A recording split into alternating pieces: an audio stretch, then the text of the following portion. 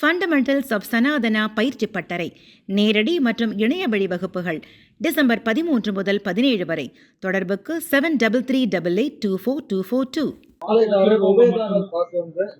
திருக்கோயில் நிர்வாகம் சார்பா 8வது ரூபா 9வது ரூபா தான் கொடுக்குறாங்க. முன்கூட்டியே ஒரு 6வது ரூபா 7வது ரூபா கொடுத்தா அவங்க சொந்தக்காரங்க அனுப்புறதுக்கோ இல்ல தெரிஞ்சவங்க கொடுக்கறதோ வசதியா இருக்கு. இல்ல உங்களுக்கு தீப திருவிழாக்கும் பர்மி தீபத்துக்கும் அனுப்புறதுக்கு 9ஆம் தேதி கொடுத்தா போதும்.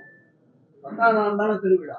நீங்க முன்கூட்டியே அந்த பாசம் கொடுத்து என்ன புரியும்? கட்டளைதாரம் உபயதாரன்றவங்க ரெகுலரா அந்த கோயிலுக்கு போறவங்க அவங்களுக்கு எல்லா கோபுர வாசலும் தெரியும். அம்பிகைமால் கோபுர வாசல் எங்கிறது தெரியும், கிழக்கு வாசல் எங்கிறது தெரியும். அதனால அது ஒரு இஷ்யூ இல்லை. அதே மாதிரி ஆன்லைன் டிக்கெட்டும் அப்படியெல்லாம் 500 டிக்கெட் பர்மி தீபத்துக்கு, 1100 டிக்கெட் மகாதீபத்துக்கு முழுமையா தான் கொடுக்குறோம்.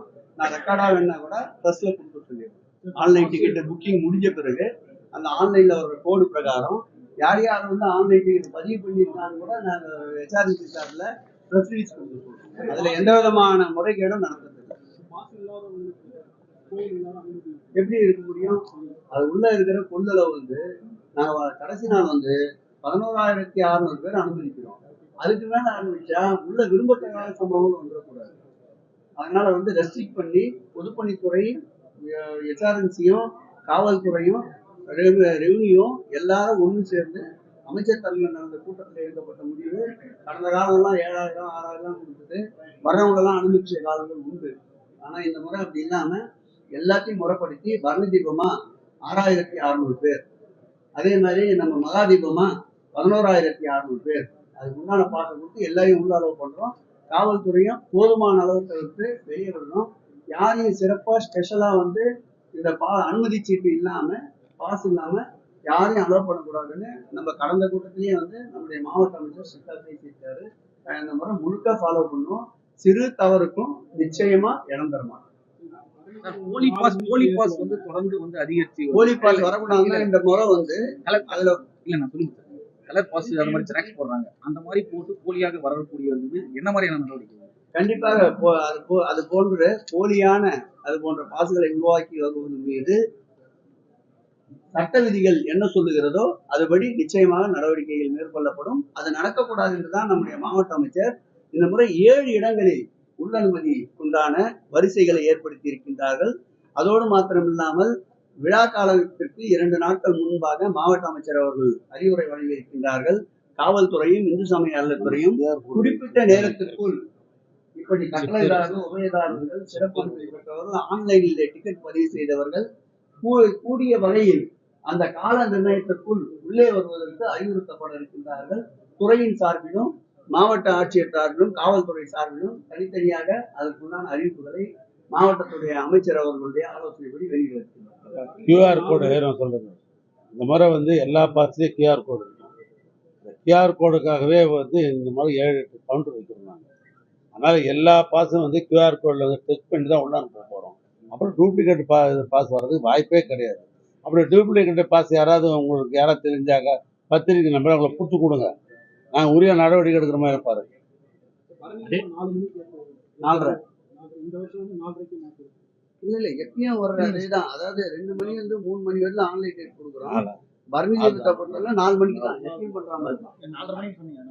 4 மணி திருத்திக்கிறோம். அதே மாதிரி சாதாரண நாட்கள்ல இந்த இந்து அறநிலையத்துறை மூலமா வெளி மாநிலத்தில் இருக்கக்கூடிய பக்தர்கள் ஆன்லைன் மூலமாக சிறப்பு கட்டண தரிசனத்திற்கு பதிவு பண்ணிட்டு கடந்த பௌர்ணமிக்கு சுமார் ஒரு 4 மணி நேரம் கோபுரத்துக்கு வெளியிலேயே நிற்கக்கூடிய ஒரு சூழ்நிலையானது.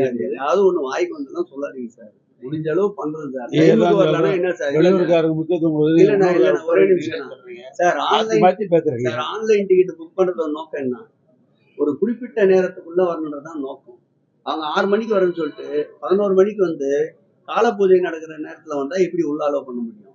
அமர்வு தரிசனம் இன்னைக்கு கூட நான் கோயிலுக்கு போனேன். லாஸ்ட் 3 தடவை கோயிலுக்கு வந்தேன். இந்த ஆய்வு வந்த பிறகு அமர்வு தரிசனம் இல்லைன்னு முடிவு பண்ணோம். அமைச்சரே கூட அமர்வு தரிசனம் இல்லாம வெளியில தான் சாமி கும்பிட்டு வந்தோம்.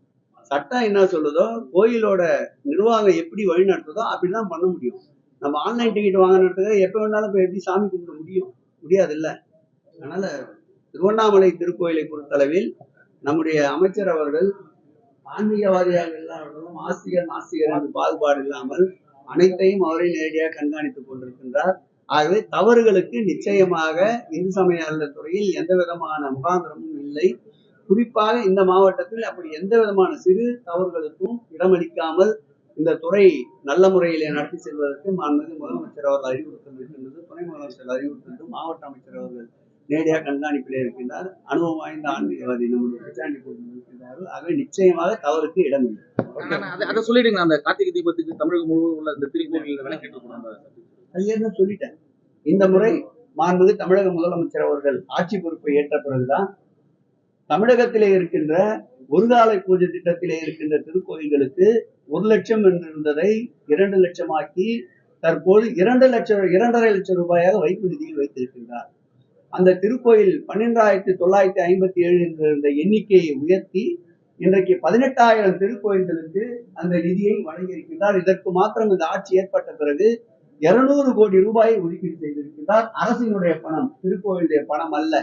இந்த திருக்கோயில் அனைத்திலும் இருக்கின்ற பணியாளர்கள் மற்றும் அர்ச்சகர்களுக்கு இதுவரையில் எந்த விதமான ஊக்கத்தொகையும் இல்லாமல் இருந்ததை முதலமைச்சருடைய கவனத்தில் கொண்டு சென்றவுடன் மாதந்தோறும் 1000 ரூபாய் அவர் வங்கி கணக்கிலே செலுத்தப்பட்டு வருகின்றது.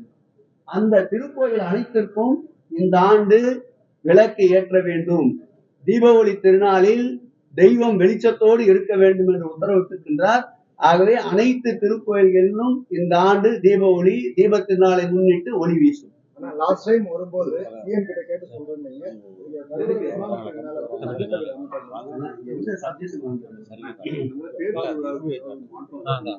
இல்ல ஒண்ணு இல்ல, அதாவது காலத்தின் சூழ்நிலை கேட்டார்போல் கூடுகின்ற மக்களுடைய கூட்டத்தில் கேட்டார்போல் ஆகம விதிகளை புறந்தள்ளி விடாமல் அச்சகங்களோட ஆலோசனையோடு ஏதாவது மாற்றங்கள் இருந்தால் உங்களுக்கு தெரிவிக்கப்பட்டு செய்யப்படும். கோபுரத்துக்கு மேல கலசம் எப்பொழுதும் ஏதோ புது மாற்றங்கள் அப்படி ஏதாவது கூட்டத்தினுடைய அளவை பொறுத்து ஏதாவது மாற்றங்கள் இருந்தால் நிச்சயமாக உங்களுக்கு தெரியப்படுத்துவதற்குதான் அதை செய்வோம்.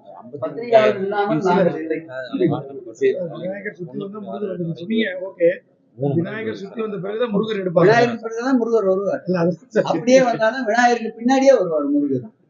அது அம்மையப்பனை சுத்தி வாங்கினவரும் முருகர் பழத்தை முருகர் மயிலையை தான் சுத்தி வந்தாரு. அதனால முருகர் பின்னாடி தான் வருவார்.